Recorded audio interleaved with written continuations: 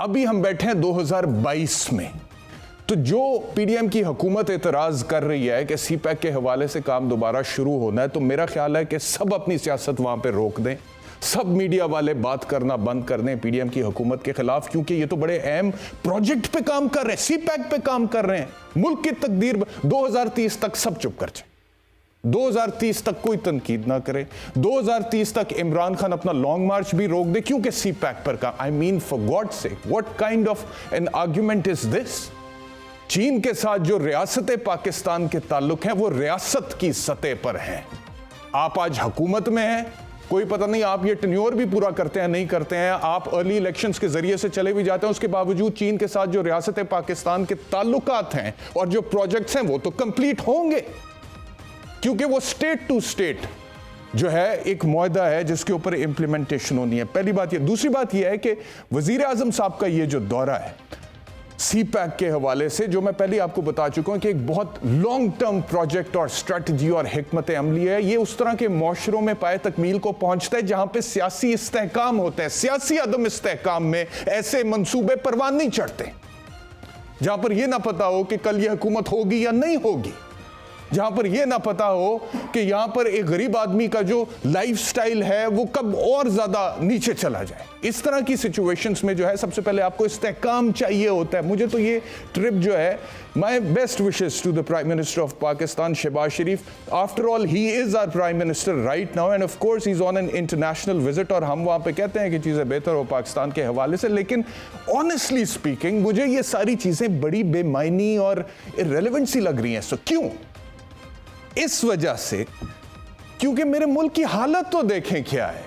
यहां पे तो हालत यह है कि इस वक्त फंडामेंटल राइट्स की वायलेशन हो रही है। भाईजान, सबसे पहले लोगों को जान की अमान तो दो, उसके बाद आप लॉन्ग टर्म प्रोजेक्ट्स के हवाले से आपने जो भी इंटरनेशनल दौरे करने हैं आप जाएं और सरबराहान ममलिकत से मिलें और पाकिस्तान की लॉन्ग टर्म पॉलिसी को डिफाइन करें। यस, दैट्स फाइन, बट पहले यहां पे जो बेसिक इश्यूज हैं, फंडामेंटल्स, उनको तो दुरुस्त कर लें। यहां पे लॉ एंड ऑर्डर का मसला है, यहां पे रूल ऑफ लॉ का मसला है, यहां पर इस वक्त रोटी, कपड़ा, मकान, तालीम, सेहत, इंसाफ तो चलो पिछले 75 सालों से मसला है। 75 सालों से मसला है कि ईमान की बोली लगती है, किरदार यहां पर बिकता है। किस किस का हाल सुनाऊं मैं, हर एक की अपनी बिपता है। उस बुढ़िया का जो 20 बरस से अदल की राहें तकती है, या उनका जिनका जिस्म बिके तो घर में रोटी पकती है। वो ख्वाब, ख्याल, तमन्नाएं जो जिस्म के साथ ही खाक हुई, या वो मासूम हसीनाएं जो हाकिम की पोशाक हुई। वो बच्चे जिनके हाथों में ना रोटी है ना बस्ता है, वो बच्चे जिनके हाथों में ना रोटी है ना बस्ता है। जीना तो दूर की बात रही, मरना भी यहां कब सस्ता है। इस देश की अब ये हालत है, दुख रोता है, गम जलता है, ना अमन की किरणें फूटती हैं, ना जुल्म का सूरज ढलता है देश अजीम शान मेरा। इस देश में सब कुछ चलता है। अरशद शरीफ की मां इंसाफ मांग रही है। बेसिक्स हैं, फंडामेंटल्स हैं, इंसाफ दें। आपने जो तहकीकाती कमीशन बनाया है उनको उस पर यकीन नहीं है। यह प्रेस रिलीज है मेरे सामने अरशद शरीफ की मां वालदा के हवाले से, जिसमें वो कह रही हैं कि ऐसा तहकीकाती कमीशन बनाया जाए जिसमें अक़वाम मुत्तहिदा को साथ शामिल किया जाए ताकि खानदान को और सहाफती बरादरी को उस कमीशन की तहकीकात पर एतबार तो हो। सूरत हाल यह थी कि अरशद शरीफ पर 15-16 FIR दर्ज होती हैं आपके दौरे हुकूमत में। अरशद शरीफ इस मुल्क को छोड़कर जाता है अपनी जान बचाने की खातिर आपके दौरे हुकूमत में। अरशद शरीफ कीनिया में जाके रूपोश होता है आपके दौरे हुकूमत में। अरशद शरीफ के रूपोश होने के बाद अरशद शरीफ का मशकूक हालात में कत्ल होता है आपके दौरे हुकूमत में। तो कैसे होगा इंसाफ? वही फैज साहब की बात ना कि क्या कहूं यार, कितने शेर बोलो, कितने शेर बोलो। निसार में तेरी गलियों पे है वतन के जहां चली है रस्म के कोई ना सर उठा के चले, कि जो चाहने वाला तवाफ को निकले नजर चुरा के चले, जिस्म जा बचा के चले। बचाओ भाई बचाओ, बचाओ अपने आप को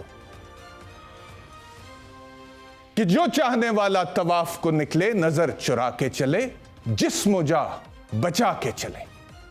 बने हैं अहले हवस मुद्दई भी, मुनसिफ भी। राना सनाउल्लाह साहब, आप वफाकी वजीर दाखिला है ना, आपके होते हुए अरशद शरीफ के ऊपर 15 FIR दर्ज हुई थी ना, आपके होते हुए अरशद शरीफ यहां से निकला था ना अपनी जान बचाने के लिए, और आपके दौरे हुकूमत में वहां पर उसके साथ मशकूक हालात में वारदात होती है, वो कत्ल हो जाता है। आप कहते हैं इमरान खान को शामिल तफ्तीश करो। आपको क्यों ना शामिल तफ्तीश सबसे पहले किया जाए? आपसे क्यों ना पूछा जाए? खास तौर पे जब उनकी वालदा कह रही हैं कि इंसाफ के तकाजे पूरे होने, justice should not only be done, it should be seen to have been done. अफसोस होता है मुझे यह कहते हुए कि यह अंग्रेज ने हमें सिखाया है और हम अभी तक सीख ही नहीं पा रहे हैं, जबकि अंग्रेज ने हमारे नबी आखिर ज़मा मोहम्मद मुस्तफ़ा सल्लल्लाहु अलैहि वसल्लम से सीखा। समझ आ रहा है मुझे हजरत अली का वो कॉल, कई दफा बोला मैंने टेलीविजन पर, नहीं समझ के बगैर ही बोल देता था। मानता हूं मैं ये बात आज कि जुल्म पर मबनी मुआशरा कायम नहीं रह सकता। कुफ्र पर मबनी मुआशरा तो कायम रह सकता है, जुल्म पर मबनी मुआशरा कायम नहीं रह सकता। तो ये जो खौफ व हिरास आपने फैलाया है इस मौजूदा दौरे हुकूमत में, खौफ में तो एक पौधा भी नहीं ग्रो करता है।